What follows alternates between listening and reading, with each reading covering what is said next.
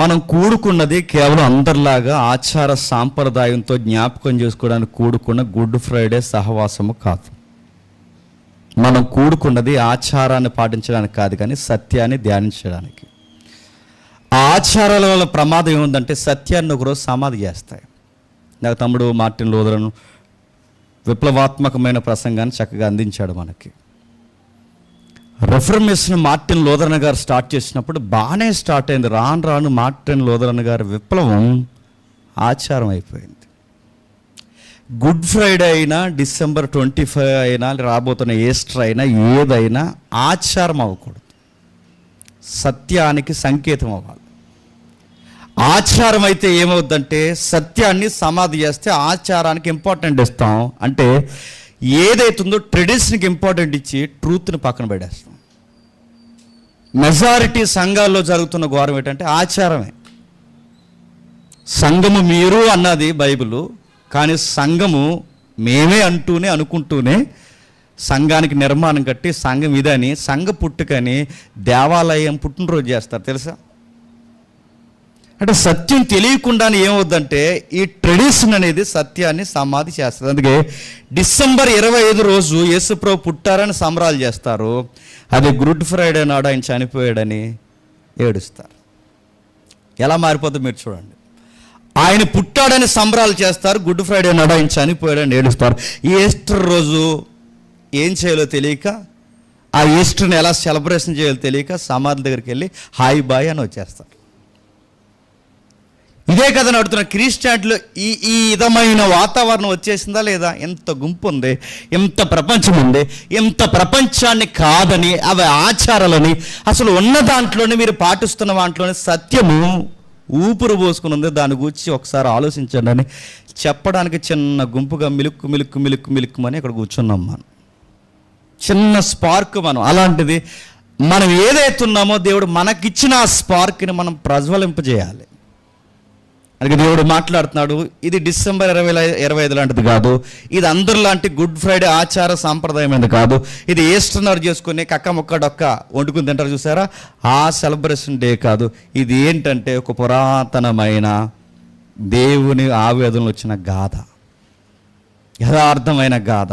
ఏముంది ఒకసారి మీకు తెలిసిన వచనాల నుంచే హిస్టరీలోంచి ఒకసారి చూద్దాం. ఒకసారి యోహాను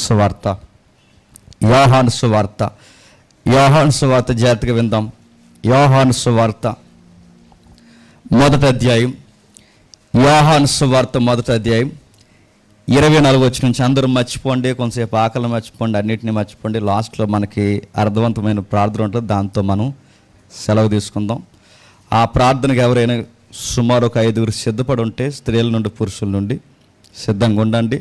ఆ ప్రార్థన అవసరత ఆ రోజు మెసేజ్ అయ్యే లోపు నేను చెప్తాను, దాని కొరకు ప్రార్థన చేయడానికి ప్రిపేర్ అయ్యి ఉండండి. ఒకటి, సంఘం విస్తరించాలి. రెండవది, సేవ విస్తరించాలి. మూడవది, మన సంఘం చేయబోయే ప్రతి కార్యక్రమాల విషయంలో ఏవైతే ఉన్నావో వాటిని కూర్చి ప్రతి ఒక్కడు కట్టడి కలిగి ఉండాలి. అలాంటి పాయింట్స్ మేము చెప్తాం, తర్వాత మీరు ప్రేయర్ చేద్దరు. కానీ సరే, యోహాను సువార్త మొదటి అధ్యాయం 24 వచనం నుండి, పంపబడిన పరిసయ్యులకు చెందినవారు వారు నువ్వు క్రీస్తువైనను ఏలియావైనను ఆ ప్రవక్తవైనను కాని ఎడల ఎందుకు బాప్తిజం ఇచ్చుచున్నావని అతను అడుగగా, యోహాను, నేను నీళ్ళలో బాప్తిజం ఇచ్చుచున్నాను కానీ నా వెనక వచ్చుచున్నవాడు మీ మధ్య ఉన్నాడు, మీరు ఆయన ఎరుగరు, ఆయన చెప్పుల వారు ఇప్పుటకైనా నేను యోగ్యుని కానని వారితో చెప్పాను. యోహాను బాప్తిజం ఇస్తూ యోర్దాను నదికి ఆవలనున్న బేతనియాలో ఈ ప్రసంగాలు చెబుతున్నాడు. ఏం జరుగుతుందో కొంచెం వాతావరణం చెప్తాను జాతకండి. ఇశ్రాయేలు సమాజం ఈరోజు బెంజమిన్ నెతన్యాహు ఎలా అయితే, వాళ్ళ మంత్రివర్గం ఎలాగైతే ఇంకా మెస్సయ్య వస్తున్నాడు మేము సిద్ధపడిపోవాలని ఇప్పుడు ఎలాగైతే సిద్ధంగా ఉండి, అటు ఇరాక్ వచ్చినా, గల్ఫ్ హబ్ అంతా తిరగబడినా, లేదా ప్రపంచమంతా మీ మీదకి మేము జెండా ఎగరేస్తున్నామన్నా వాళ్ళ భయం లేకుండా ఈరోజు ఫైట్ చేస్తున్నారంటే కారణం ఏంటి చెప్పినా, వాళ్ళు ఎదురు చూస్తున్న మెస్సయ్య త్వరలోనే వచ్చేస్తున్నాడని వాళ్ళ ప్రాఫెసీని బేస్ చేసుకుని ఫైట్ చేస్తున్నారు. వాళ్ళు అనుకుంటున్నారు, అది వాళ్ళ నమ్మకం. దాన్ని వేరేగా థియలాజికల్గా డిబేట్ చేస్తారు, దాన్ని వేరే విషయం. కానీ వాళ్ళు అనుకుంటున్నారు, అంటే వాళ్ళు ఫైట్ చేస్తున్నారు. అంటే బెంజమిన్ నెతన్యాహు ఏమనుకుంటున్నాడు అంటే తూర్పు గుమ్మాన్ని సిద్ధపరచాలి, బలిపీఠాన్ని సిద్ధపరచాలి, ఎర్రని పైలు సిద్ధపరచాలి, టెంపుల్ ఏదైతే ఉందో ఆ రాక్ టెంపుల్ ఏదైతే మనకు కనబడుతుందో ఆ టెంపుల్ మళ్ళీ పునర్నిర్మాణం చేయాలి, అంటే పూర్తిగా దాని నిర్మాణ ఆకృతిలోకి తీసుకురావాలి. ఇన్ని కార్యక్రమాలు మేము చేయాలనుకుంటున్నాం. దేనికంటే మేము ఎదురు చూస్తున్న మెస్సయ్య త్వరలోనే వచ్చేస్తున్నాం. అంటే ఇన్ని వేల సంవత్సరాలు కూడా ఇజ్రాయెల్ ఎవరైతే ఉన్నారో ప్రముఖ వ్యక్తి, ఆ ఇజ్రాయెల్ ప్రధాని లేదా ఇజ్రాయెల్కి ఎవరైతే సపోర్ట్గా నిలబడ్డారో వీళ్ళందరూ మెస్సయ్య త్వరలోనే వస్తున్నాడని ఎదురు చూస్తున్నారు. దాని కొరకు వీళ్ళు ఎంతగా ఫైట్ చేయడానికైనా సిద్ధపడ్డారు. ఈరోజు ఇన్ని ఎదురు చూపులు ఎలాగైతే ఉన్నాయో ఈ యోహాను సువార్త రాస్తున్న మొదటి శతాబ్దంలో కూడా అంతకు మించే ఉన్నాయి. ఎవరి కోసం? మెస్సయ్య వచ్చేస్తున్నాడు అని. ఆ వచ్చేస్తున్నప్పుడు ఎవరైనా కాస్త విప్లవాత్మకంగా కనబడితే వెంటనే ఆ వ్యక్తిని ఏమని అడిగేవారంటే నువ్వు క్రీస్తువా అని అడిగేవారు. ఎవరైనా ఒక వ్యక్తి విప్లవాత్మకంగా ఏమైనా ఫైట్ చేస్తున్నాడు అనిపిస్తే వెంటనే నువ్వు ఏలియావా అని అడిగేవారు. అంటే వాళ్ళకి కావాల్సింది ఏంటంటే ఏలియా వస్తే ఏలియా తర్వాత ఎవరు వచ్చేస్తారు? మెస్సయ్య వస్తాడు. ఎందుకంటే ఏలియా ముందు రావాలి. వాళ్ళకున్న ప్రవచనాలు మీరు గతంలో విన్నారో లేదో ప్రసంగం నాకు తెలియదు, కానీ ఏలియా ముందు వస్తాడు, ఏలియా తర్వాత మెస్సయ్య వస్తాడు. అంటే ఏలియా ముందు మలాకి గ్రంథం ముగిసిపోతూ ఏలియా త్వరలోనే వస్తాడని మలాకి గ్రంథం ముగిసిపోతుంది. ఏలియా ఎందుకు వస్తున్నాడంటే రాబోతున్న మెస్సయ్యకి మార్గాలు సరళం చేయడానికి ఏలియా వస్తాడు. అందుకే వాళ్ళు అడుగుతున్నారు ఏమని, నువ్వు ఆ ప్రవక్తవా? ఆ ప్రవక్త అంటే ఏ ప్రవక్త? మోసే చెబుతాడు వెళ్ళిపోతాడు. ఏమంటాడంటే మీరు ఎలాగో మాట వినరు కనుక నా వంటి ప్రవక్తని మీలో దేవుడు ఒక రోజు రప్పించబోతున్నాడు. అందుకే వీళ్ళు ఏమంటున్నారంటే నా వంటి ప్రవక్త అనగానే వీళ్ళకి ఆ ప్రవక్త అంటే మోసే చెప్పాడు కదా, ఆ ప్రవక్తవు నువ్వేనా? ఏలియావు నువ్వేనా? నువ్వు ఇన్ని వండర్స్ చేస్తావు. అంటే వండర్స్ అంటే మనుషుల్ని మారుస్తున్నావు. నీ వ్యవహారం, నీ తోలుదట్టి, నీ ప్రసంగ శైలి, నీ ఉరుము లాంటి స్వరం వింటుంటే మాకు అనిపిస్తుంది నువ్వేనా మెస్సయ్య అని అడిగితే ఆయన అన్నాడు నేను మెస్సయ్యని కాను. అంటే వాళ్ళు అడుగుతున్న ప్రశ్నలే తెలుస్తున్నాయి. ఏమని? ప్రభు అయిన యేసుక్రీస్తు వారు, అంటే యేసు అనే వ్యక్తి మెస్సయ్య అని వాళ్ళు గుర్తించగా మెస్సయ్య త్వరలోనే వస్తున్నాడు అనగానే వాళ్ళ ఎదురు చూపులు ఎవరు కాస్తంత పావులు కదిపినా, ఎవరు కాస్తంత ఫైట్ చేసినా, ఎవరైనా విప్లవాత్మకంగా కనబడితే వాళ్ళ దగ్గరికి వెళ్ళి వెంటనే అడిగే ప్రశ్న నువ్వు మెస్సయ్యవా? ఇలాంటి మెస్సయ్యగా అంటే వాళ్ళ ఎదురు చూపులు ఏంటంటే మెస్సయ్య వచ్చి ఏం చేస్తాడంటే ప్రభుత్వాన్ని ఎదిరిస్తాడు. ఏ ప్రభుత్వాన్ని ఎదిరిస్తారు? మా భూములు లాక్కొని, మా సిటీని లాక్కొని, మా డెవోషనల్ లైఫ్ని ఎక్కిరించి, మా బలిపీఠాల మీద పందిని వధించి, మా దావీదు పట్టణాన్ని చెరగా పోయి, మా పితరుల్ని మా పిల్లల్ని పూర్తిగా వశపరుచుకుని, మమ్మల్ని ఎంత నిష్ఠూరంగా బాధ పెడుతూ ఎంత నిట్టూర్పుకి కారణమైన ఈ రోమా ప్రభుత్వాన్ని ఎదిరించడానికి మెస్సయ్య వస్తాడు. దావీదు వచ్చినప్పుడు చుట్టూ ఉన్న సామ్రాజ్యాలను ఎలాగైతే నోరు మూయించి కప్పం కట్టించాడో, ఆ మాటలు వినండి, దావీదు గలమెత్తినప్పుడు, దావీదు నిలబడినప్పుడు చుట్టూ ఉన్న దేశాలని ఎలాగైతే నోరు ముంచి కప్పం కట్టించాడో అదే దావీదు సింహాసనం మీద మెస్సయ్య వస్తాడు. మిగిలిన దేశాలను నోరు మోస్తాడు, ఈ ప్రభుత్వాన్ని దించేస్తాడు. ఇజ్రాయెల్ దేశానికి మాకు మళ్ళీ స్వతంత్రం ఇస్తాడు. మళ్ళీ మేము ఏలికలు అవుతాం. దావీదు కాలపు పూర్వ రాజ్యం మళ్ళీ మాకు వస్తుందని ఆశతో వాళ్ళు అడుగుతున్నారు. మెస్సయ్య నువ్వేనా? వచ్చేసావా? నువ్వు వచ్చేస్తే ఈ రామ ప్రభుత్వం గద్దె చెప్పండి దిగిపోద్ది, మన ప్రభుత్వం తెర మీదకి వస్తుంది. నువ్వేనని ఇంత పొలిటికల్ విజన్తో, పొలిటికల్ సౌండ్తో, ఇలాంటి రాజకీయ ఒత్తిడితో స్వేచ్ఛాభావం కొరకు ఎదురు చూస్తున్న టైంలో ఈ యొక్క మొత్తం స్టోరీని తెచ్చి బాప్టిజం ఇచ్చి యోహాను ముందు పెడితే అవును ఆయన నేనే అని అనుకుండా ఆయన అన్నాడు నా వెనకాల వచ్చేస్తున్నాడు అన్నాడు. మీరు ఎదురు చూస్తున్న ఆయన్ని నేను కాదు కానీ నా వెనకే ఉన్నాడు. ఆ ఉన్న ఆయనకి నన్ను ఇంత పవర్ఫుల్గా మనిషిగా మీరు చూస్తున్నారు, కానీ నా పవర్ అంతా ఆయన ముందు ఎందుకు పనికి వస్తుందంటే ఆయన చెప్పులు ఎప్పుడు అనుకోవడం పనికి రాదు. అంత గొప్ప వ్యక్తి, గ్రేట్ మ్యాన్ వెనక రాబోతున్నాడు. అలాంటి వ్యక్తి చెప్పులు మోయడానికైనా ఎప్పడానికైనా నేను సరిపోను. అలాంటి వ్యక్తి వస్తున్నాడు అనగానే ఇప్పుడు అంత బాప్టిజం ఇచ్చి యోహానే పోలీసులతో, అంటే రోమా సైనికులతో అయినా మోమాటం లేకుండా మాట్లాడతాడు, పరిసయ్యులతో అయినా మోమాటం లేకుండా మాట్లాడతాడు. ఆడు కింగ్లా పనిచేస్తున్న ఏ రోజైనా ఆడు రాజు దర్బార్కి పోయి నీ సంసారం తప్పురా అయ్యా అని, తప్పు లేకుండా ఒప్పు అంటే ఇది ఒప్పురా అబ్బాయి అని ఏమాత్రం భయపడకుండా తన తప్పులంటే రాజు దర్బార్కి భయపడరు, మిలిటరీ ఫామ్కి భయపడ్డు, పబ్లిక్లో ఎవరైతే సన్హెడ్రిన్ సభలో ఉన్న పెద్దలకు భయపడ్డు, సొసైటీకి భయపడ్డు. అలాంటి పవర్ఫుల్ వ్యక్తి ఆయన చెప్పులు మోయడానికి ఇప్పడానికి కూడా నేను పనికిరానని అలాంటి పెద్ద ఆయన తగ్గించుకుని మాట్లాడితే పబ్లిక్ ఏం ఎక్స్పెక్ట్ చేస్తారు చెప్పండి? ఇంత పవర్ఫుల్గా ఉన్నవాడు ఇంత తగ్గించుకుని నాకన్నా గొప్పవాడు అన్నాడంటే ఇప్పుడు ఈయనకన్నా పవర్ఫుల్గా ఆయన ఉండాలో వద్దా? ఉండాలి. కానీ ఎక్స్పెక్ట్ చేయని ఆన్సర్ ఏమి ఇచ్చాడంటే ఆ కింద మీరు చదవండి. మరణాడు యోహాను యేసు తన యొద్దకు రాగా చూసి, ఇదిగో లోక పాపములు మోసుకొని పోవు, చెప్పండి, దేవుని గొర్రె పిల్ల. అదేంటి అలా పరిచయం చేయడం ఏంటి? గుడ్ ఫ్రైడే సందేశం జాతక వినండి. అలా పరిచయం చేయడం ఏంటి? ఏమని పరిచయం చేయాలి? రాజులకు రాజు, ప్రభువులకు ప్రభు. అసలు యేసుప్రభుని తొలిగా, యేసుప్రభుని మొట్టమొదటిగా సమాజానికి పరిచయవాకులుగా పరిచయం చేసింది ఎవరండి? యోహానేగా. మనకు అర్థం కావాల్సింది అధికారికంగా యోహానేగా. ఇప్పుడు అలాంటి యోహాను పబ్లిక్కి ఎలా పరిచయం చేయాలి? ఆయన గురించి అడ్వర్టైజ్మెంట్ ఏమని ఇవ్వాలి? రాజులకు రాజు, ప్రభువులకు ప్రభు, సైన్యములకు అధిపతి యెహోవా యొక్క స్వరూపము, మహిమ, పాత నిబంధనలో ఇశ్రాయేల్ నడిపించిన వాడు, యోర్దాను నదిని పాయలు చేసిన వాడు, ఎర్ర సముద్రాన్ని పాయలు చేసిన వాడు, సూర్యచంద్రుని ఆపేసిన వాడు, ఎరుకు గోళ్ళ పడగొట్టిన వాడు, ఆయనే ఈయన వచ్చాడు. ఇక మీ జీవితానికి స్వేచ్ఛ రాబోతుంది అంటే బాగుంది. అలా అనకుండా ఏమన్నాడు తెలుసా? లోక పాపములు మోసుకొని పోవు దేవుని గొర్రెపిల్ల.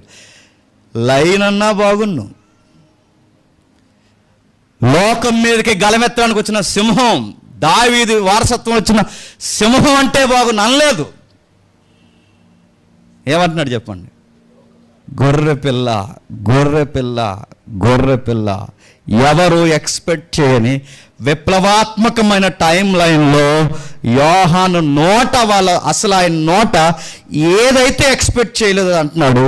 ఆ మెస్సయ్య ఈయనే, నేను కాదు. ఆ మెస్సయ్యని మీరు పొలిటికల్ విజన్లో చూడకండి, ఆయన గొర్రెపిల్ల అన్నాడు. సహజంగా గొర్రెపిల్ల అనగానే మనం వినేసి అలవాటు పడిపోయాం. కానీ మీరు గుర్తుపెట్టుకోండి, ఆ మాటకి దేవుని హృదయంలో చాలా లోతైన స్థానం ఉంది. ఇంకా ఆ గొర్రెపిల్ల అనే పదం చాలా సాదాసీదాగా ఇమేజెస్లో మనం చూసేస్తాం. కానీ ఆ గొర్రెపిల్ల అనే పదం ఏదైతే ఉందో లేఖనాల్లో చాలా పురాతనమైన కాలం ఉంది. అంటే ఈ గొర్రెపిల్లగా ఎందుకైనా ప్రజెంటేషన్ చేయబడుతున్నాడంటే ఆది కాండం నుండి ఈ గొర్రెపిల్ల ప్రజెంటేషన్ ఉంది. మొట్టమొదటి ఆదామవ్వలు తప్పు చేశారట. టూకీగా చెప్తున్నాను వినండి. వాళ్ళు తప్పు చేసిన తర్వాత దేవుడు వాళ్ళ సిగ్గును కప్పడానికి, భయం వచ్చింది, సిగ్గు వచ్చింది, బెంగ వచ్చింది, ఒంటరితనం వచ్చింది, తమను తాము కాపాడుకోవాలనుకున్నారు. వాళ్ళకి అర్థమైంది ఏంటంటే మమ్మల్ని మేము కాపాడుకోలేమని. ఎందుకంటే వాళ్ళు కాపాడుకోవాలని చేసిన ప్రయత్నాలు కచ్చడపు ఆకులు చుట్టుకున్నారు. ఆకులు ఎంతసేపు ఉంటాయండి? ఎండగా అత్తే సాయంత్రానికి ఎండిపోతాయి. అంటే మన ప్రాబ్లం ఏంటో మనకు పూర్తిగా తెలియదు. మనం ఎలా కాపాడుకోవాలో మనకి ఎప్పటికీ అర్థం కాదు. అసలు ఒక మాటలో చెప్పుకోవాలంటే మన సిగ్గును కాపాడుకోవడం మనకే తెలీదు. తాత్కాలిక ఉపశమనం ఆకులు పెట్టుకుంటే సిగ్గుపోతాదా? ఆగుపోతుంది. అందుకే దేవుడు గమనించింది తెలుసా? వీళ్ళు సిగ్గులు కప్పాలన్నా అన్నిటికన్నా ముగ్గు, ఈ సిగ్గుకు మూలమైన వీళ్ళ పాపం తాత్కాలికంగా కప్పబడాలన్నా వీళ్ళ కొరకు దేవుడు గొర్రెలను వధించాడట. గొర్రె, ఆ సౌండ్ మర్చిపోకండి. గొర్రెల్నే వధించాడని మీరెట్టా చెప్పగలరని మీరు అడిగితే వాళ్ళ ఫ్యామిలీలో గొర్రెలు సమృద్ధిగా ఉన్నాయనడానికి గుర్తేంటో తెలుసా? ఏబేలు గొర్రెల కాపర్. జెన్సిస్ కాంటెక్స్ట్ అదే నడుస్తుంది. మీరు చూడండి, ఏబేలు గొర్రెల కాపర్ అంటే దేవుడు వాళ్ళ సిగ్గులు కప్పడానికి గొర్రెనే వధించాడు. అవును, వాళ్ళ సిగ్గును కప్పడానికి, వాళ్ళ బ్రతుకును కప్పడానికి ఆ రోజు గొర్రెను వధించాడు. ఇది ఫస్ట్ ఈవెంట్. రెండవది, కయ్యేను శ్రేష్టమైనవి తెచ్చాడు, ఏబేలు శ్రేష్టమైనవి తెచ్చాడు. కానీ ఏబేలులో దేవుడికి నచ్చింది, థియోలాజియన్స్ అంటారు, గొర్రెను తెచ్చిన విధం నచ్చిందంట. శ్రేష్టమైన గొర్రె అంటే ఏబేలుని ఎలా ఇష్టపడ్డాడంటే, ఏబేలు నీతి క్రియలను బట్టి ఇష్టపడడానికి ఏ మనిషికి నీతి లేదు. నేను మళ్ళీ చెప్తున్నాను వినండి, ఏ మనుషుడు దేవుని ఎదుట నీతిమంతుడు కాడు. ఆదాము తర్వాత ఏ మనుషుడు దేవుని ఎదుట నీతిమంతుడు? ఏబేలుని ఏం చూసి ఇష్టపడ్డాడంటే ముందు తెచ్చిన అర్పణ బట్టి. చాలామంది ఏమైనా పాటలు రాశారంటే ఏబేలుని బట్టి అర్పణ అంటున్నారు. కాదు కాదు, థియాలజీ తెలిస్తే అర్పణను బట్టే హేబేలు. అర్పించే అర్పణలో మనసు ఉంది, ఆ మనసులో ఒక లెసన్ ఉంది. ఆ లెసన్ ఏంటంటే, నా తరపున ఎదిగి గొర్రె పిల్లనిస్తుంది అంటే, బలిపీఠం కట్టి గొర్రె పిల్లనిస్తుంటే నేను నిన్ను ఎదుర్కోవాలి అంటే, మా అమ్మ నాన్నని ఎదుర్కోవాలంటే గొర్రెపిల్ల చర్మం కప్పుకున్నారు. ఈరోజు దేవా నేను ఎదుర్కోవాలి అంటే ఇదిగో ఈ గొర్రెపిల్లను అడ్డెట్టుకుని నేను ఎదుర్కొంటున్నాను. ఈ విజన్ నచ్చింది దేవునికి. అందుకే హేబేలు దగ్గర గొర్రె కనబడుతుంది, ఆదాము అవ్వల దగ్గర పరోక్షంగా గొర్రె అన్నట్టు మనకు కనబడుతుంది. ఇంకా అధికారికంగా మనం చూస్తే ఓ పెద్ద మనిషి వచ్చాడు, అబ్రహాం గారు. ఒకసారి చూద్దాం, స్క్రీన్ ఉంటే బాగుండు. మీకు వీలైతే మొబైల్ ఇంటికి వెళ్ళిన తర్వాత చూడండి. చూద్దాం ఒకసారి. ఆదికాండము 22వ అధ్యాయం, ఆదికాండం 22వ అధ్యాయం, ఆదికాండం 22వ అధ్యాయం, ఆదికాండం 22వ అధ్యాయం. మీకు తెలిసిన సందర్భం మొదటి వచనం. తెలిసిందని నెగ్లెక్ట్ చేయకుండా మనకు కావాల్సిన సంగతులు ఉన్నాయి ఇక్కడ. ఆ సంగతులు జరిగిన తర్వాత దేవుడు అబ్రహామును పరిశీలించెను. ఎట్లనగా అబ్రహామును పరిశీలించెను. ఎట్లనగా ఆయన అబ్రహామా అతడు చిత్తం ప్రభువా నిన్ను. అప్పుడు ఆయన, నీకు ఒక్కడైన నీ కుమారుణ్ణి అనగా నిన్ను ప్రేమించి ఇస్సాకుని తీసుకొని మొరియా దేశమునకు వెళ్ళి అక్కడ నేను చెప్పబో పర్వతముల్లో ఒక దాని మీద దహన బలిగా అతన్ని అర్పించాను. అక్కడ పాయింట్స్ మీరు చూడండి. అబ్రహాముని పిలిచాడు, అబ్రహాముని పరిశీలించుకున్నాడు. అబ్రహాం ఎవరంటే మనిషే కాదు, అబ్రహాం ఎవరంటే మనుషులలో ప్రవక్త కూడా. ఆ ప్రవక్తతో దేవుడు మాట్లాడుతున్నాడు ఏమని? అప్పుడు నీకు ఒక్కడైన నీ కుమారుని నువ్వు ప్రేమించి ఇస్సాకుని తీసుకొని, నేను ఒక ఏరియా చెప్తాను, ఎక్కడ పడితే అక్కడికి వెళ్ళకు. ఆ ఏరియా పేరు మొరియా, మౌంట్ మొరియా. ఆ మొరియా పర్వతాల దగ్గరికి పో, ఒక పర్వతం దగ్గరికి పో, నేను చెప్తాను. మౌంట్ ఏరియాలో ఆ మొరియా ఏరియాలో ఒక మౌంట్ ఉంటుంది, నేను చెప్తాను. అక్కడ వరకు వెళ్ళేంత వరకు ఆ మౌంట్ ఏంటో నన్ను అడగొద్దు. వెళ్ళాడు. ఆ వెళుతుండగా కట్లు మోస్తున్నాడు ఇస్సాకు గారు. మీకు తెలిసిన సందర్భం. ఆ మోస్తుండగా విచిత్రంగా పురాతనమైన నిశ్శబ్ద కాలంలో ముందుగానే రాయబడిన సంగతులు ఎంత విచిత్రంగా ఉన్న చూడండి. ఆ కట్లు మోస్తూ ఏడవచ్చుని ఏమంటున్నాడు ఇస్సాకు తన తండ్రి అయిన అబ్రహాముతో, నా తండ్రి అని పిలిచాను. అందుకతడు, ఏమి నా కుమారుడా నేను? అప్పుడు అతడు, నిప్పులు కట్టెలు ఉన్నవి కానీ దహన బలికి గొర్రె పిల్ల ఏది? మళ్ళీ క్వశ్చన్ మళ్ళీ రేజ్ అవుతుంది చూడండి. దేవుడు చెప్పాడు, మొరియా అనే పర్వత కారుమకి వెళ్ళు, అక్కడ నేను ఒక పర్వతం చూపిస్తాను, అక్కడ వరకు వెయిట్ చేయి. ఈ లోపల తండ్రి కొడుకుల మధ్య జరుగుతున్న డిస్కషన్ ఏంటంటే, కట్లు ఉన్నాయి, కత్తి ఉన్నాయి, అన్నీ ఉన్నాయి. దహన బలికి గొర్రెపిల్ల. ఏ బలికి? దహన బలికి గొర్రెపిల్ల. దహన బలికి గొర్రెపిల్ల ఏదంటే అబ్రహాం ఆన్సర్ ఏంటో తెలుసా? దేవుడే దహన బలికి గొర్రె పిల్లను చూసుకుంటాడు. మీకు ఎలా అర్థమవుతుందో తెలియదు కానీ ఆ మాట, దేవుడే ప్రపంచం తరపున దహన బలికి గొర్రె పిల్లను చూసుకుంటాడు. ఈ మాట గుర్తుపెట్టుకోండి. కొడుకు అడిగాడు, గొర్రె పిల్ల లేదని. కొడుక్కి చెప్పాలి నువ్వే అని, కానీ అడిగింది గొర్రె పిల్ల కోసం అడగడానికి అబ్రహాం అన్నాడు, దేవుడు గొర్రె పిల్లని దేవుడు చూసుకుంటాడు. ఇది అర్థమైతే అలా కిందికి రండి. ఆ కిందికి వస్తే 12వ వచనంలో, అప్పుడు ఆయన, నీ చిన్నవాని మీద చేయి వేయకుము, అతని ఏమి చేయకు, నీకు ఒక్కడైన నీ కుమారుడు నాకు ఎనిదిక లేదు గనక నీ దేవుడైన యెహోవా నీ దేవునికి భయపడేవాడవని ఇందువల్ల నాకు కనబడుచున్నది. అప్పుడు అబ్రహాము కనులెత్తి చూడగా పొదలో కొమ్మలు తగులుకొని ఉన్న ఒక పొట్టేలు వెనక తొట్టు కనబడను. అబ్రహాము వెళ్ళి ఆ పొట్టేలు పట్టుకొని తన కుమారునికి మారుగా పెట్టి దహన బలిగా అర్పించాను. ఇక్కడ జాగ్రత్తగా వినండి. అబ్రహాం ఆ చోటుకి యెహోవా ఈరే. ఫుట్ నోట్ చూడండి. ఇప్పుడు ప్రశ్న, ఆల్రెడీ అబ్రహాముకి దేవుడు తరపున జరుగుతున్న సందర్భం ఏంటో మీరు జాగ్రత్తగా చూడండి. కొడుకు అడిగాడు ఏమని? గొర్రెపిల్ల ఏదైనా అన్నా అని. గొర్రెపిల్ల ఏది నాన్న అంటే ఇందాక ఏమన్నాడు? యెహోవా చూసుకుంటాడు అన్న. ఇప్పుడు యెహోవా చూసుకుంటాడు నాన్నన్నప్పుడు కనబడుతుందిగా ఆ పొట్టేలు ఎక్కడా? పొదల్లో తన కొమ్ములు చుట్టుకొని పొదల్లో పొట్టేలు కనబడుతున్నప్పుడు వెంటనే గొర్రెపిల్లని తెచ్చి, నాన్న నీకు చెప్పాను కదా యెహోవా గొర్రెపిల్లని చూసుకుంటాడని, ఇదిగో గొర్రెపిల్లని చూసుకున్నాడు, ఇదిగో ఈ గొర్రెపిల్లని ఇప్పుడు నీ ప్లేస్లో నేను బలిస్తున్నానని చెబితే బాగుండు. చెప్పకపోగా ఏమంటాడు తెలుసా? ఆ స్థలానికి పేరెట్టాడట. ఏమని? యెహోవా చూసుకుంటాడు. మరి ఈ గొర్రెపిల్లని చూశాడుగా.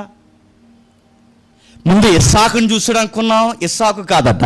ఇప్పుడు ఈ గొర్రెపిల్లని చూసాడట, ఈ గొర్రెపిల్ల కాదట. మరి ఇంకా ఏం చూస్తున్నాడంటే దేవుడు ఎదురు చూసే ఒక గొర్రెపిల్ల ఉంది. మీకు అర్థమైతే రోమాలు లెగుస్తాయి, మీకు అర్థం కాకపోతే మీ పొట్టకి ఆకలేస్తుంది.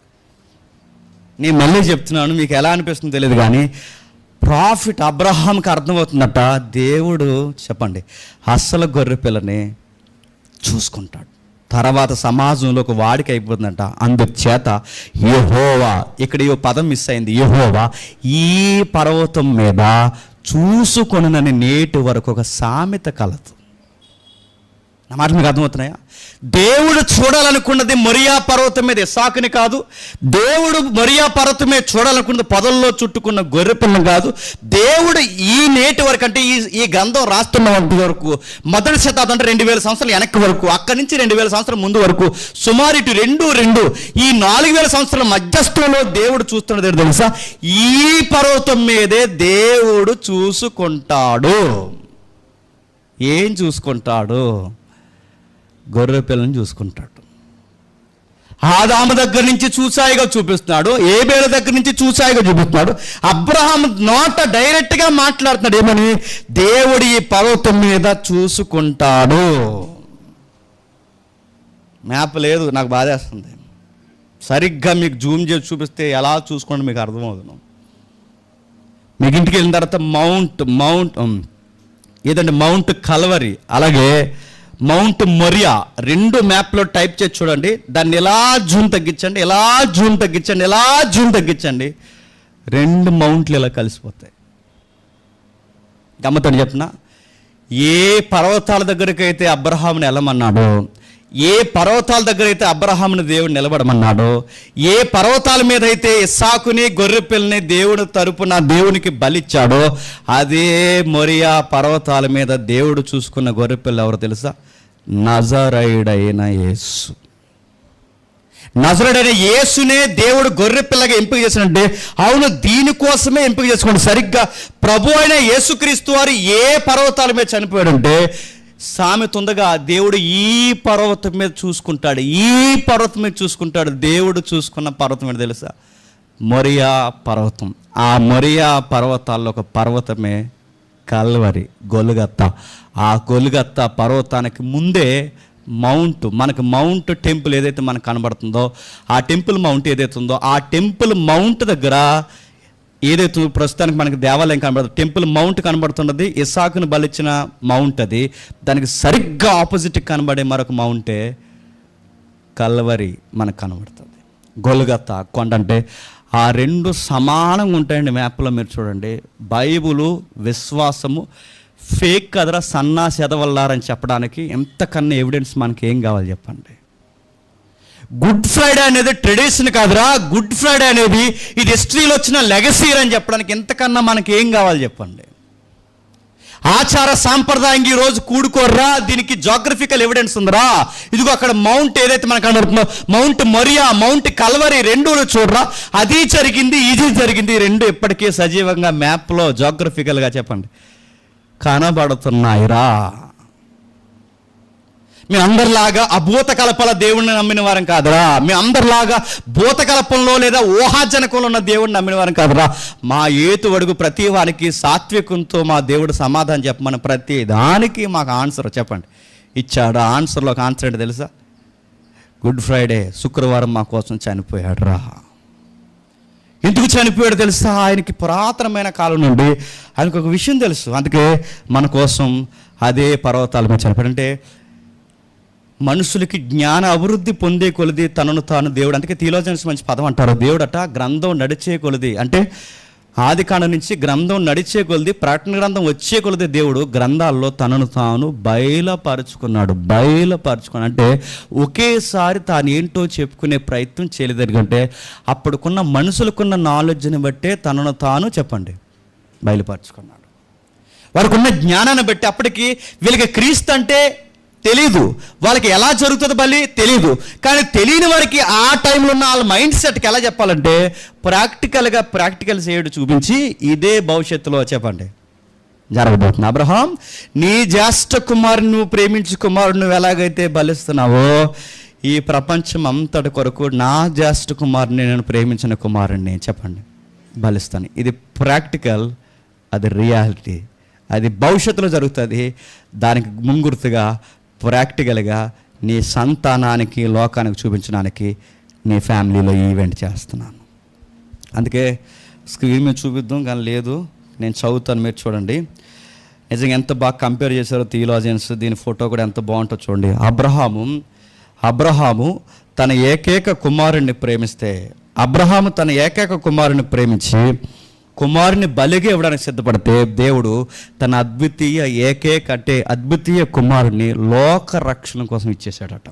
ఇస్సాకు తన బలి కోసం కావలసిన కట్టెలు తానే మోస్తే యేసు తన సిలువను తానే మోసుకుంటూ మన కోసం చనిపోయాడట. దేవుడు పొదల్లో చిక్కుకున్న పొట్టేల్ని ఇస్సాకుకి బదులుగా ఇస్తే యేసు లోక పాపములు మోసుకెళుతూ మనకు బదులుగా గొర్రె పిల్లగా మారిపోయాడట. ఎంత బాగా రాశారు చూడండి.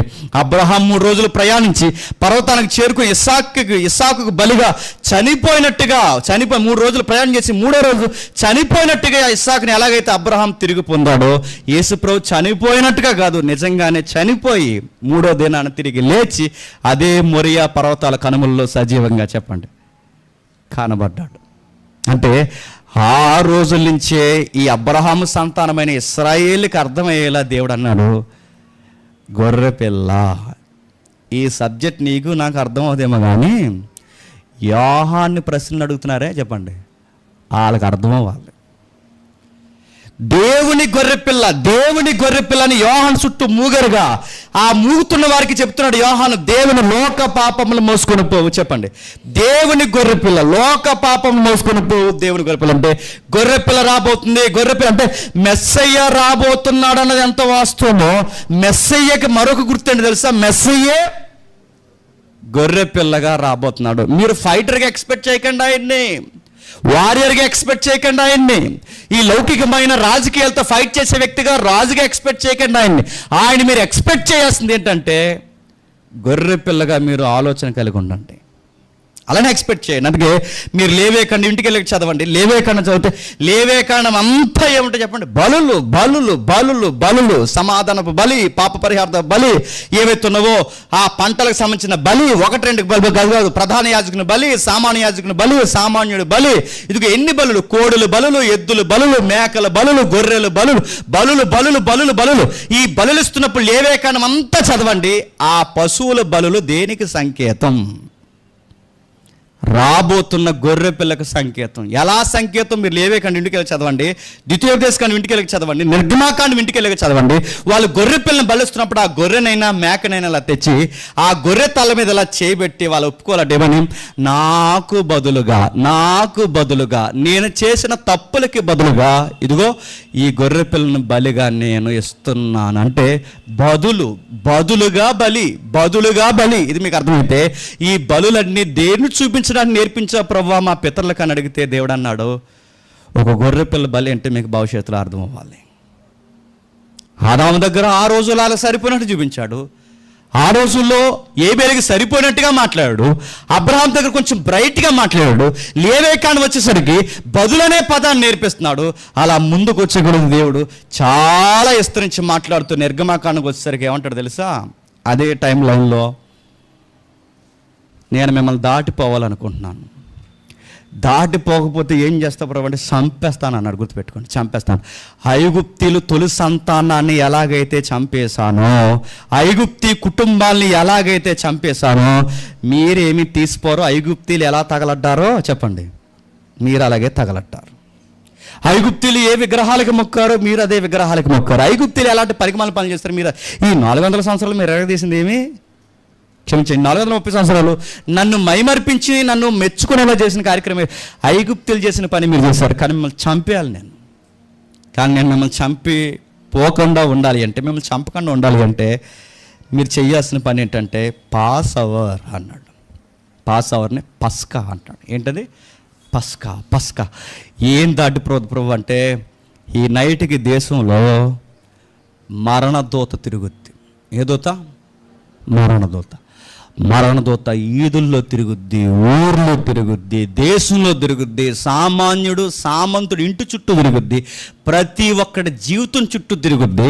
ఆ తిరుగుతున్న టైంలో మరణదూత నా ఉగ్రత, బాగా నా ఉగ్రత మరణదూత నా ఉగ్రత, ఇవి మీ మీద పడకుండా ఉండాలి అంటే పాస్ అవర్లో మీరు చేయాల్సిన పని ఏంటంటే, ఒక గొర్రె పిల్ల తెచ్చుకోవాలి, ఆ గొర్రె పిల్లను కొయ్యాలి, దాని రక్తాన్ని తేవాలి, ఆ రక్తాన్ని మరణదూత కనబడేలాగా పై అడ్డు కమ్మికి నిలువు కమ్మికి పొయ్యాలి. ఇది దేనికి సంకేతం? గుడ్ ఫ్రైడే అర్థమవుతుందో లేదో మీకు?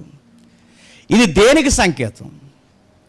పై అడ్డు కమ్మికి రక్తాన్ని పూయాలి, నిలువు కమ్మికి రక్తం, పై కమ్ముకు పూసి కింద కమ్ముకు పూయకపోయినా, నిలువు కమ్ముకు పూయకపోయినా, నిలువు కమ్ముకు పూసి అడ్డు కమ్ముకు పూయకపోయినా మీ ఇంటికి పోస్తుంది మరణదూత. మిమ్మల్ని దాటి, నా ఉగ్రత దాటిపోవాలన్నా, మరణం దాటిపోవాలన్నా, మరణము ఉగ్రత దాటిపోవాలంటే 2 కమ్ములకు రక్తం రాసి నాకు కనబడాలి. పై అడ్డు కమ్ము, నిలువు కమ్ము, ఈ రెండిటికి రక్తం పోయాలి. గొర్రె పిల్ల అడ్డు కమ్ము, నిలువు కమ్మే, అడ్డు కమ్మే, నిలువు కమ్మే. ఈ గొర్రె పిల్ల దానికి కొట్టబడాలి. ఈ గొర్రె పిల్ల రక్తం కమ్మెలకు వేయాలి. ఈ గొర్రె పిల్ల రక్తం, ఆ గొర్రె పిల్ల రక్తం పచ్చి మ్రాణులుగా, లేదా ఆ మ్రాణికి రాయబడాలి. అది మీరు చేస్తేనే మిమ్మల్ని నేను వదిలేస్తాను.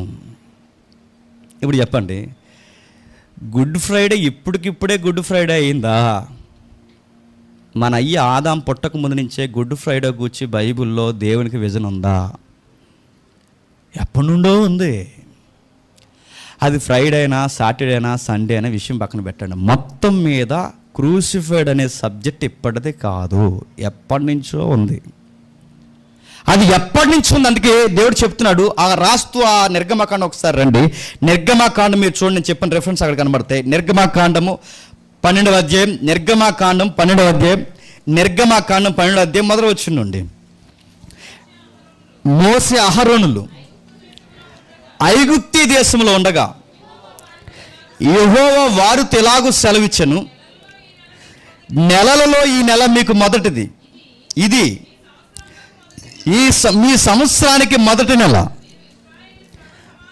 మీరు ఇశ్రాయేలు సర్వ సమాజంతో ఈ నెల 10వ నాడు వారు తమ తమ కుటుంబముల లెక్క చొప్పున ఒక్కొక్కడు గొర్రె పిల్లనైనను మేక పిల్లనైనను, అనగా ప్రతి ఇంటికి ఒక గొర్రె పిల్లనైనను ఒక మేక పిల్లనైనను తీసుకునవలెను. ఆ పిల్లను తినుటకని చెబుతూ ఏడొచ్చులో ఈ నెల 14వ దినం వరకు మీరు దాన్ని ఉంచుకొని వాళ్ళను. ఆ తర్వాత ఇశ్రాయేలు సమాజపు వారందరూ తమ తమ కూటములలో సాయంకాలం మంది దాన్ని చంపి దాని రక్తము కొంచెం తీసి దాన్ని తిని ఇండ్ల ద్వారబంధపు 2 నిలువు కమ్ముల మీద పై కమ్ము మీద చల్లాలి. యేసుప్రభు ఇప్పుడు చనిపోయాడు చెప్పనా? పస్కా పాస్ అవర్లో చనిపోయాడు. ఎప్పుడు చనిపోయాడు చెప్పనా? సాయంకాలం మంది చనిపోయాడు. చనిపోతున్నప్పుడు ఎలా చనిపోయాడు చెప్పనా? ఇది నా రక్తం వలన అయిన క్రొత్త నిబంధన, ఇది నా శరీరానికి సంబంధించిన రొట్టె. అంటే రొట్టె ద్రాక్షరసం. ఎందుకు ఈరోజు ఆ 2 ఉండాలంటే అది ఇంపార్టెంట్ కనుక ఆ 2. అందుకే ఆ రోజు ఏం చేయాలట అంటే, మన మీదకి దేవుని ఉగ్రత, దేవుని మరణం, అంటే మరణము ఉగ్రత మన మీదకి రాకుండా ఉండాలి అంటే ఆ రెండిటి వెనకాల దాక్కోవాలి. ఏటా 2 చెప్పండి? ఆ గొర్రె పిల్ల శరీరాన్ని తిని వెనక దాక్కోవాలి. అంటే శరీరం వెనక్కి పోవాలి, రక్తం వెనక్కి పోవాలి. రక్తం వెనక్కి పోవాలి అంటే నా శరీరానికి బదులుగా గొర్రె పిల్ల శరీరం, మా రక్తం కారిపోకుండా రక్తం. ఈ 2 మేము ఎక్కడ చూపిస్తున్నామంటే పై అడ్డు కమ్మికి చెప్పండి, నిలువు కమ్మికి ఆ వెనకాల మేము దాక్కుంటాం. అంటే సిలువ వెనకాల దాక్కున్నారు. ఆ రోజు ఇశ్రాయేల్ని పరోక్షంగా చూచాయిగా కాపాడింది చెప్పనా? సిలువే కాపాడింది.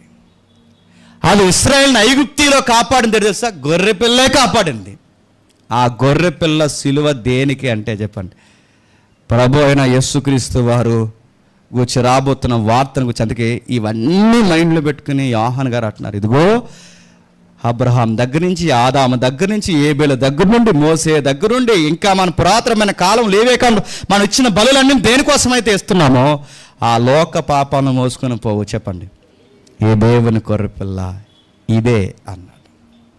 మీకు ఇంకా గమ్మత్తైన విషయాలు మన ఇండియాలో కూడా కనబడతాయి. ఒకసారి ఎబ్రీ పత్రిక తీయండి. ఎబ్రిల్ రాసిన పత్రిక, ఎబ్రిల్కి రాసిన పత్రిక, త్వరగా ఎబ్రిల్కి రాసిన పత్రిక 9వ అధ్యాయం 9వ వచనం.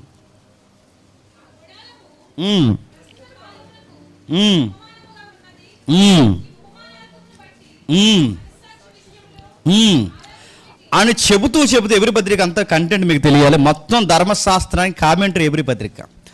ఆ ఎబ్రీ పత్రిక మాట్లాడుతూ ఆ 9వ వచనం నుంచి 11వ వచనంలో ఏమంటున్నాడు చూడండి. క్రీస్తు రాబోవు మేలుల విషయమై ప్రధాన యాజకుడిగా వచ్చి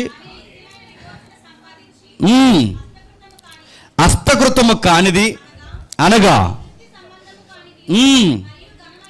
ఘనమైనదియు పరిపూర్ణమైనదియు అని చెబుతూ పడవచ్చులో మేకల యొక్కయు కోడుల యొక్క రక్తముతో కాక తన స్వరక్తముతో ఒకేసారి పరిశుద్ధ స్థలములోనికి ప్రవేశించెను. ఇక చాలు.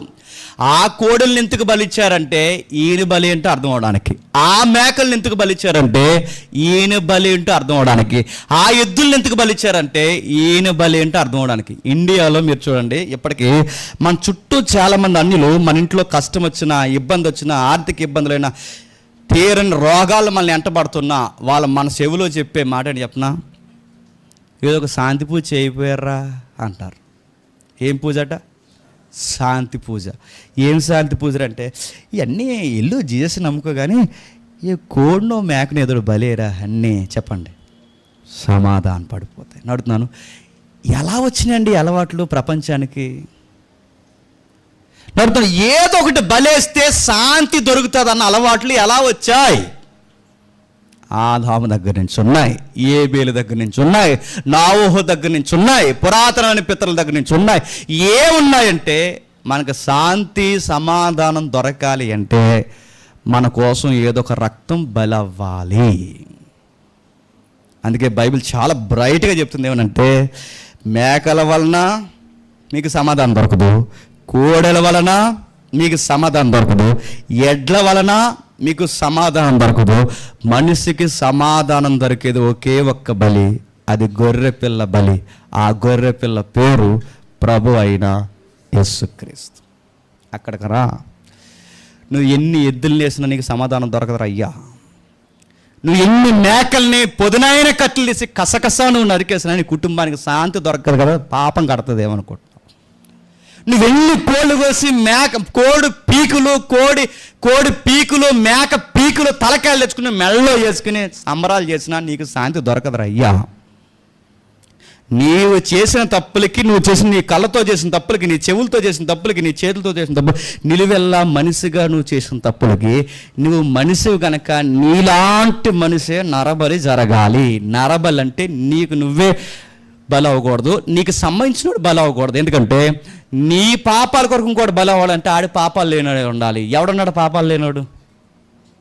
పసిపిల్లలు ఉన్నారు కానీ పసిపిల్లల్ని వేస్తారు.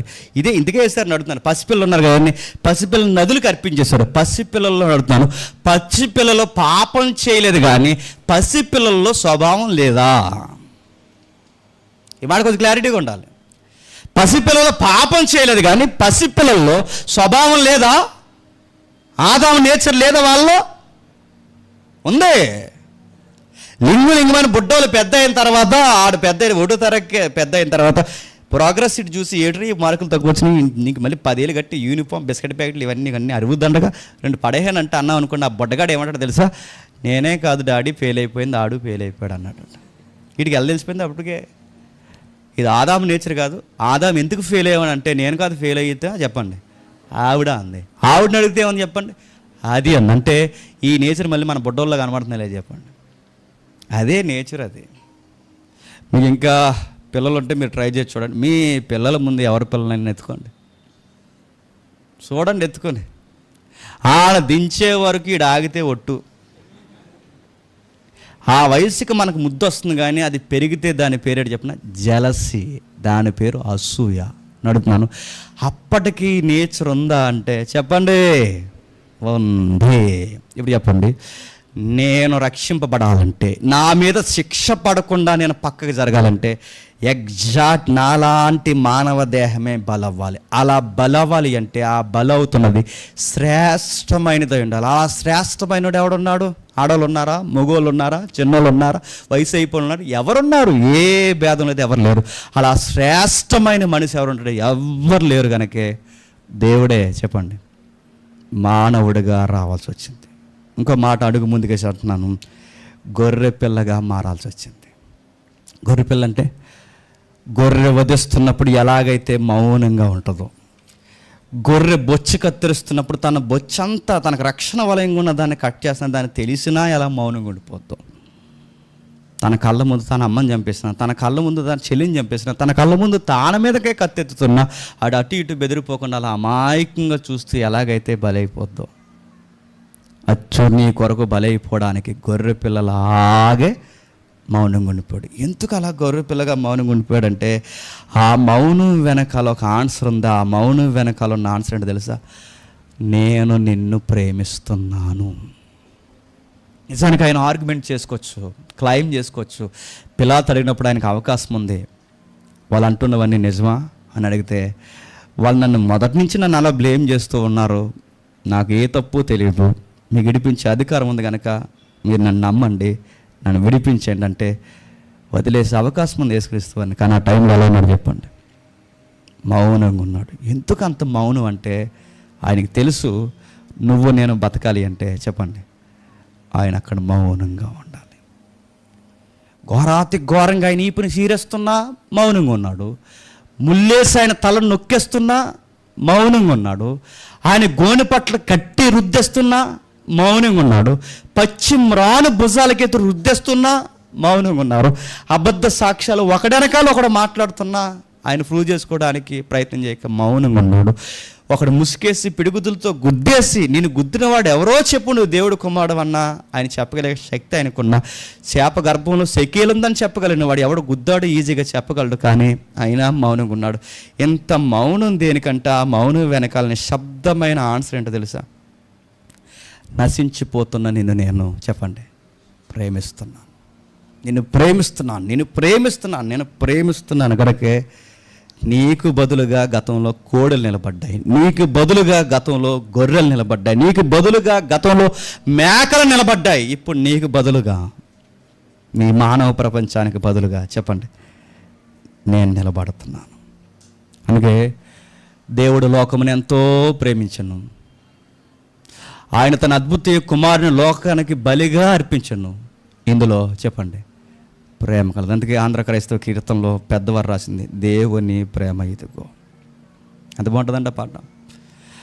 ఏడాదికి 7 మాటలని ఏ మాటలు అయితే మాట్లాడుకుంటున్నాం ఆ 7 మాటల సాంగ్లు ఉంటాయి, మీరు చదవండి కావాలంటే, వినండి ఒకసారి కావాలంటే. అది లోక పాపం మోసుకొని పోవు దేవుని గొర్రెపిల్ల, గొర్రెపిల్ల. యోహాను అంటున్నాడు లోక పాపాలని మన పాపాలను మోసుకొని పోవు దేవుని గొర్రెపిల్ల. ఇప్పుడు ఒక క్వశ్చన్ రేట్ చేసి నేను త్వరగా ముగించే ప్రయత్నం చేస్తాను.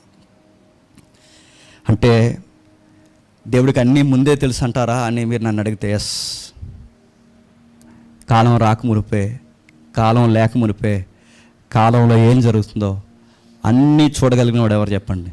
దేవుడు.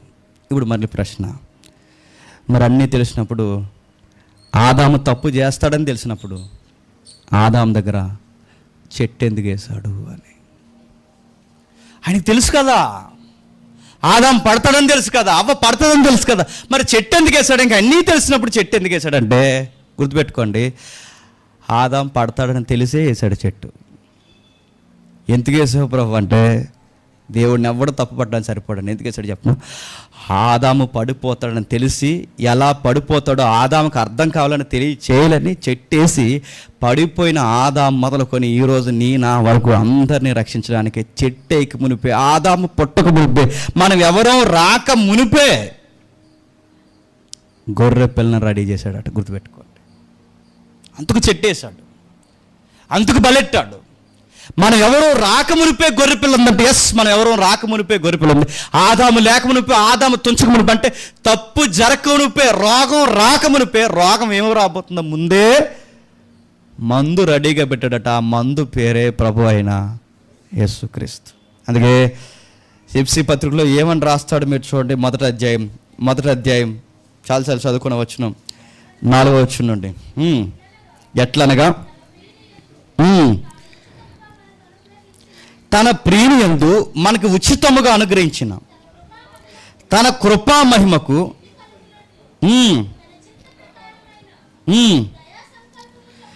దయా సంకల్పం చొప్పున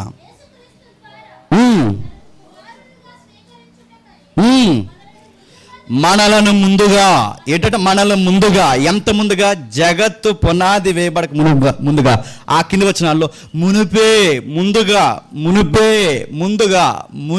అంటే ముందుగా ఎంత ముందుగా జగత్తు పునాది వేయబడక మునుపే ఎప్పుడు ఆదామవులు సృష్టి పుట్టక మునిపే మనం అందరం ఇలా తయారవుతామని తెలిసి చెప్పండి, ముందుగా ఆయన ప్రేమ చేత మన కోసం బలైపోవాలని సంకల్పం. ఇప్పుడే దేవుడు ఎలా అనుకుని, అయ్యో ఆదాం ఏంటి ఇలా తెంచేశాడు, అయ్యో సురేష్ గడ్డి ఇలా చేస్తున్నాడు, అయ్యో జేమ్స్ ఏంటి ఇలా చేశాడు, అయ్యో వీళ్ళందరూ ఏంటి ఇలా పాపాలు చేస్తున్నారని ఇప్పుడు వీళ్ళందరినీ విమోచించాలంటే ఏం చేయాలి, ఇప్పుడు పాప పరిహారం కోసం అంటే నేనే బలం అవ్వాలని ఇప్పుడు అనుకున్న ప్రాజెక్ట్ కాదు, అది గుర్తుపెట్టుకోండి. అది మునిపే. అందుకే టైటిల్ ఎవరెట్టారు, సురేష్ ఎట్టారు, డేవిడ్ ఎట్టారు, ఎవరెట్టారు తెలుసు, కానీ ఇది శాశ్వతమైన ప్రేమ. ఇది అర్థం చేసుకునే సుదీర్ఘమైన ప్రేమ. ఇది ఎప్పుడో అనాది సంకల్పంలో ఉన్న ప్రేమ. అది ఎప్పుడో ఉన్న ప్రేమ. అది శాశ్వతమైన ప్రేమ, ఎప్పటికి ఉండే ప్రేమ. కానీ గమ్మత్తు ఏంటి చెప్పనా, మీకు చదువుతుంటే ఎలా అర్థమవుతుందో తెలియదు, కానీ సిలువని ఎందుకు ధ్యానించాలి ఫ్రైడే రోజు అంటే, నువ్వు నేను పుట్టి మేలు కీడులు చేయక మునిపే మన భవిష్యత్తు ఏంటో ముందే చూసినవాడు ఎవరు చెప్పనా, మన కోసం బలైన గొర్రెపిల్ల దేవుడు. మీకు ఇందులో ప్రేమ కనబడుతుందో లేదు, కానీ నాకు మాత్రం తరగనంత ప్రేమ కనబడుతుంది. 2026లో నేను ఏం చేస్తానో నా కోసం ముందే తెలిసి 2026కు నేను ఇక్కడ నిలబడక మునిపే 2000 సంవత్సరాల క్రితం నా కోసం చెప్పండి బలైపోయాడు. ఇంకా నా నుంచి రాబోతున్న జనరేషన్ ఎవరైతే ఉన్నారో వాళ్ళకు రక్షించడానికి ముందుగానే చెప్పండి బలైపోయాడు. నా వైపుకు రండి, చూసిన దాన్ని నమ్మండి, కనబడుతున్న దాన్ని నమ్మండి. ముందుగా నిర్దోషంతో ఒక గొర్రెపిల్లగా బలైపోయాడు. అందుకే దోషం చేత, కలహాల చేత, శిక్షకు తప్ప దేనికి పనికిరాని, నిర్దోషత్వం లేని మన కొరకు ఒక నిర్దోషమైన వ్యక్తిగా చెప్పండి బలైపోయాడట. రేపొద్దున జడ్జిమెంట్ డే నాడు రోమపత్రికలో ఉంటుంది, ఇంటికి వెళ్ళి చదవండి. దేవుడు తీర్పు తీర్చినప్పుడట ఎవ్వడో దేవుణ్ణి దోషిగా చూపించాడట. నా మాట గుర్తుపెట్టుకోండి. మేము ఆదాం పుట్టడం వల్లనే ఇలా తయారయ్యామంటే, ఆదాముకు పుట్టడం వల్లే మీరు ఎలా తయారయ్యామని మీరు ఆ క్వశ్చన్ నా మీద రేట్ చేయక మునిపే మరొక ఆదాముని మీకోసం పుట్టించాన్రా, అక్కడ పుట్టిన మీరు ఇక్కడ పుట్టాన్రా అని మీకు చెప్పాన్రా అని దేవుడు ఆన్సర్ చూపిస్తాడట. ఆన్సర్ అంటే చెప్పిన కలవరగిరి మీద యేసుప్రభు మన కొరకు చనిపోయిన త్యాగం. అందుకే పౌలు గారు అంటారు, ఎవ్వరు కూడా ఆయన దోషిగా నిలబడలేదు. దేవుడిని ఎవడు ఇదెందుకు ఇలా చేస్తావు, అదెందుకు అలా చేస్తావు, ఇదెందుకు అసలు ఎవడో కామెంట్ చేయడు. ఎందుకంటే ముందుగా అనుకున్న దాన్ని ఒకటి నిర్ణయించాడు. ఆ నిర్ణయించిన దాని కొరకు మనుషులను సిద్ధపరిచాడు. ఆ సిద్ధపరిచిన దాన్ని పాఠాలు పితరుల కాల నుంచి నేర్పిస్తూనే వచ్చాడు. ఎప్పటికీ గొర్రెల మేకలు బలిస్తున్నప్పుడు దాని నుంచి కూడా ఒక లెసన్ నేర్పిస్తున్నాడు. ఇవన్నీ బలులు దేనికి సంకేతం అంటే, నీ కోసం ఒక వ్యక్తి బలయ్యాడని ఈ రోజుకి నీకు చూపిస్తూ వినిపిస్తూ అనేక మంది గొంతెత్తరుస్తానని నీ బుర్ర మారకపోతే ఎవడ తప్పు, నీ తప్పు. నువ్వు మర్చిపోతావేమో, ఇది ఆచారం అనుకుంటావో, సాంప్రదాయం అనుకుంటావో, హిస్టరీ అనుకుంటావు, ఏమనుకుంటావు అనుకో, నువ్వు మర్చిపోతావని ఏడాదికి ఒక రోజు క్యాలెండర్లో ఆ ఫ్రైడే గుడ్ ఎలా అయిందో నీకు ఈ రోజుకి గుడ్ ఫ్రైడే అని ఒక సింబాలిక్గా చూపిస్తున్నాడంటే, ఈ రోజుకి నువ్వు మారకపోతే ఎవడ నీ మీదకి ఉగ్రత తెచ్చేది? నీకు నువ్వు కాదా? నీ ఆత్మకు నువ్వు నీకు నువ్వే ఉగ్రతగా మారట్లేదా? నీకు నువ్వే శిక్షాస్మృతిగా మారట్లేదు? చెప్పు. ఇంతకన్నా ఏం చేయాలి చెప్పండి? దేవుడు ఇంతకన్నా మనకి ఏం బయలుపాటు చేయాలి చెప్పండి? అందుకే దేవుడు శిక్షకు తప్ప దేనికి పనికిరాని మనం, మరణించడానికి తప్ప దేనికి పనికిరాని మనం ఏమాత్రం పరిశుద్ధత లేని మన కొరకు దేనికి పనికిరాని మనం నిర్దోషమైన ఒక గొర్రెపిల్ల మన కొరకు చెప్పండి చనిపోయిందంట. అందుకే రోమ పత్రికలో 5 మనం ఇప్పుడు చదువుకున్న మాటలే కొంచెం ప్రభావం ఉంటే ఒకసారి చదవండి. 5వ అధ్యాయం 6వ వచనంలో ఎంత మంచి మాట ఉందో చూడండి ఒకసారి. మనం ఇంకా బలహీనులమై ఉండగా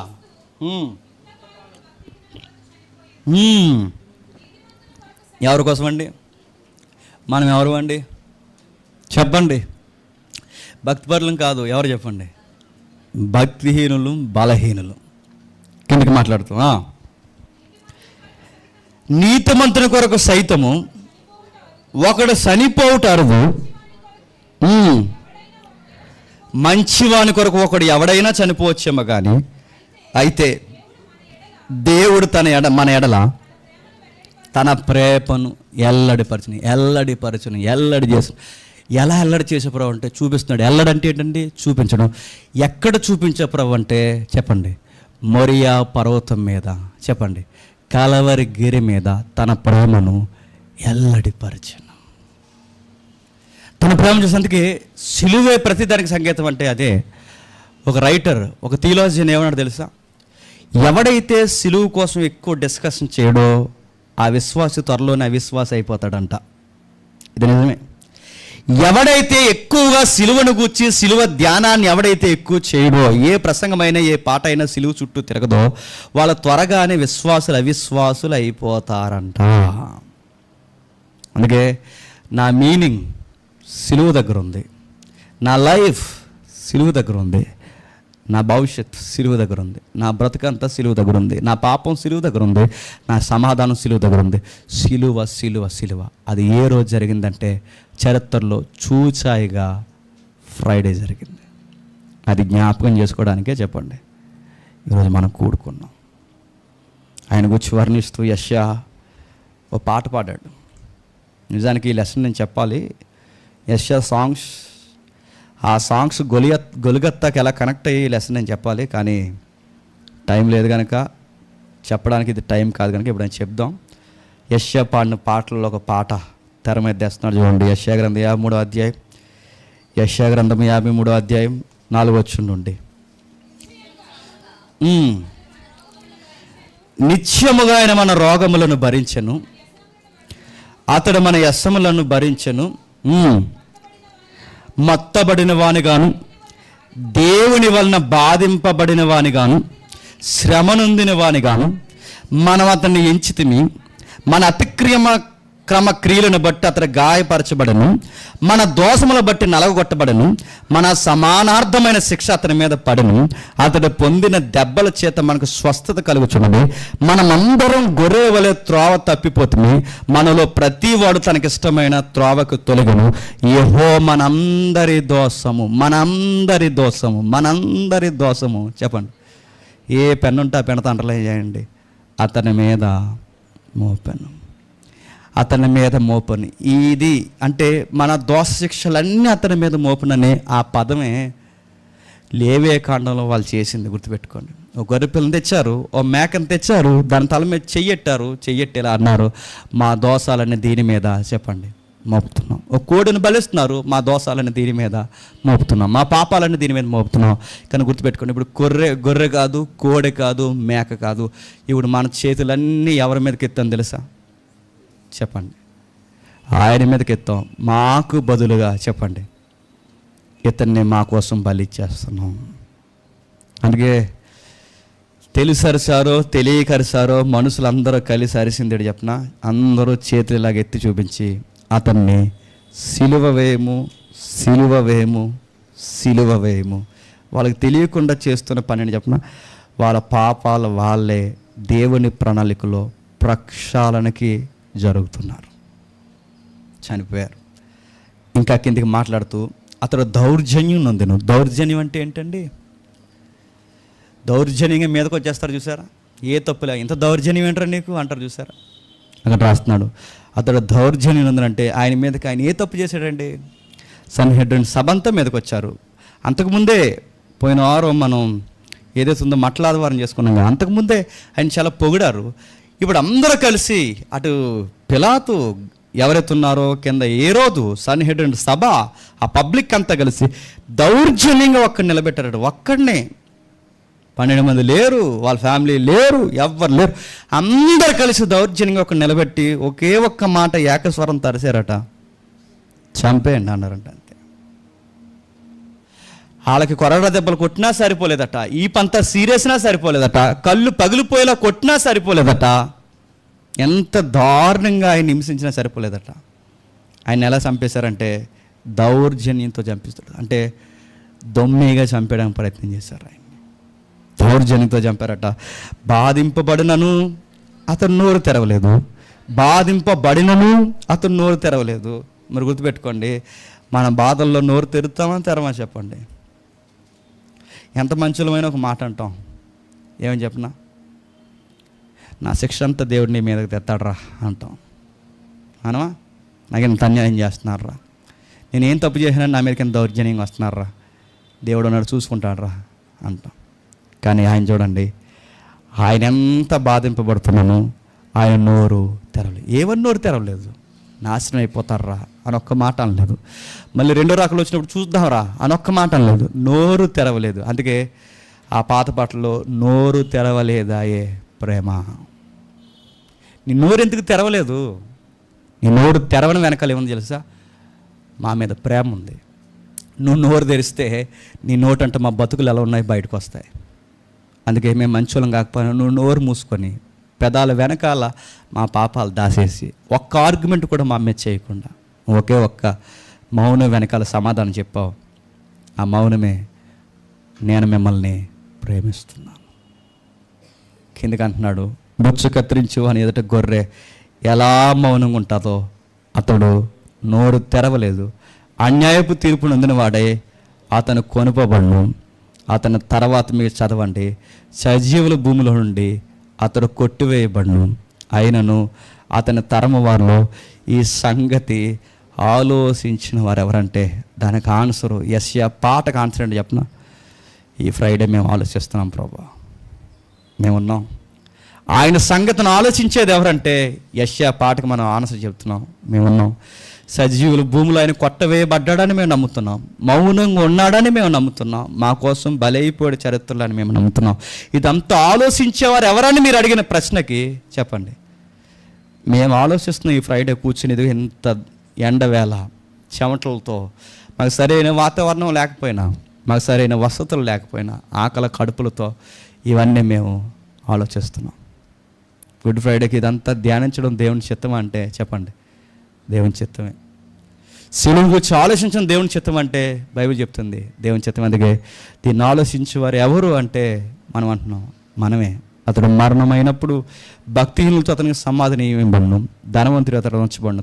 తర్వాత చదవండి, ఆయన కిందకు వస్తూ వస్తూ అతని నోట ఏ కపటము లేదు, అతను నలగొట్టబడి యెహోవాకు ఇష్టమైన ఆయన అతనికి వ్యాధి కలగజేసిన. ఒక మాటలో చెప్పాలంటే ఏం చేసే ప్రభు అని ప్రియ కుమారుని అంటే మళ్ళీ చెప్తున్నాడు అండి. ఈజిప్ట్లో ఇశ్రాయేల్ ఉన్నప్పుడు, ఈ పదం గుర్తుపెట్టుకోండి, ఈజిప్ట్లో ఇశ్రాయేల్ అంటే దేవుని కుమారుడు ఉన్నప్పుడు, అంటే ఇశ్రాయేల్ అంటే దేవుని కుమారుడు. ఈజిప్ట్లో ఇశ్రాయేల్ ఉన్నప్పుడు ఆ కుమారుడి మీద నాకు మరణం విధించాలన్నది కోపం వచ్చింది. నా తీవ్రత, నా ఉగ్రత మరణాన్ని ఇశ్రాయేల్ మీద కుమ్మరించాలనుకున్నాను.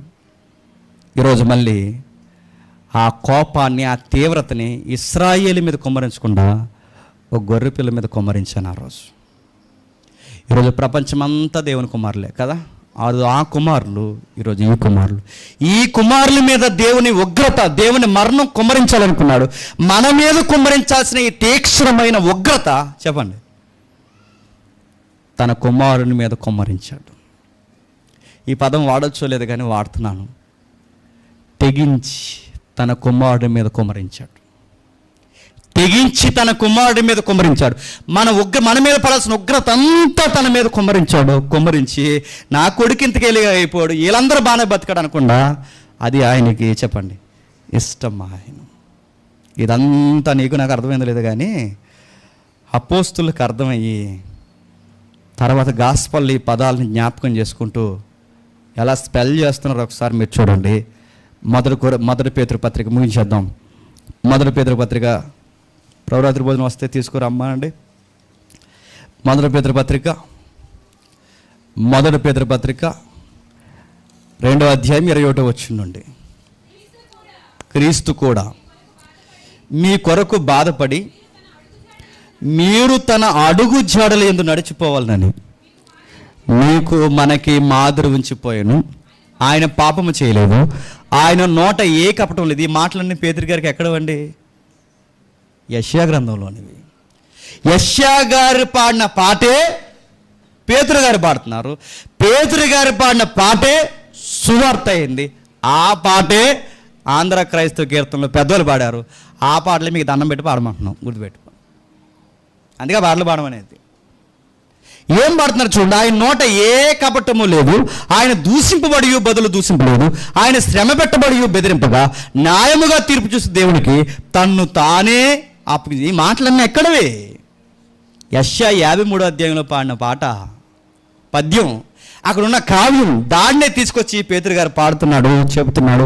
మన పాప విషయమే చనిపోయి నీతి విషయమే జీవించినట్లు ఆయన తానే తన శరీరం మన పాపంలో మాన మీద మోసుకున్నాను.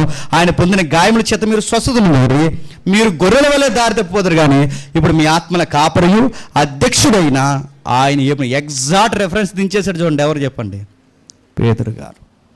ఆ మాటలను తెచ్చడానికి ఇది ధ్యానించడం, ఇది పరిశీలించడం. యోహాను గారు, క్షమించండి, పేతురు గారికి ముందు యోహాను గారికి ముందు పెద్దల ముందు పాత్ర వీళ్ళందరూ పాడక మునిపే దేవుడు మదిలో ఉన్న ప్రశ్న, కార్యం చేస్తాను, నా ప్రేమను ఎల్లడిపరుస్తాను, నా ప్రేమను ఎల్లడి చేసిన ప్రేమను పరిశీలనగా తెలుసుకునేది ఎవరు? ఒకవేళ ఈరోజే కొత్తగా ఎవరైనా ఉంటే, దీని తర్వాత బాప్టిజాలు ఉన్నాయి, ఈ మెసేజ్ నేను పొడిస్తే ఇంకా బాప్టిజాలు తీసుకోలేని వారు ఎవరైనా ఉంటే మీ అందరికి నేను పిలుపునిస్తున్నాను. మీకు నిజంగా మీరు ఉదయం పనిచేస్తే సంకల్పం, అంటే అనాది సంకల్పంలోనే ముందుగానే, ఎప్పుడో మన పాపాలకి ముందుగానే మన కోసం బలైన గొర్రెపిల్ల ప్రభు అయిన యేసుక్రీస్తు వారని ఈ ఫ్రైడే నీకు అర్థమైతే, ఈ ప్రేమకి నేను ఏమని జవాబు నేను మారడం తప్ప అని నీకు అనిపిస్తే మీరు ముందుకు రండి. అయిన తర్వాత ఎవరైతే బాప్టిజాలు సిద్ధమై ఉన్నారో వాళ్ళందరూ రండి.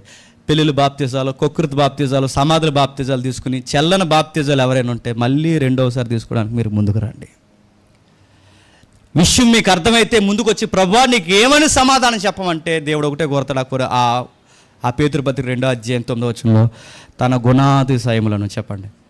ప్రచారం. ఆయన ఎందుకు పుట్టాడో చెప్పాలి, ఆయన ఎందుకు మరణించాడో చెప్పాలి, ఆయన ఎందుకు తిరిగి లేచాడో చెప్పాలి.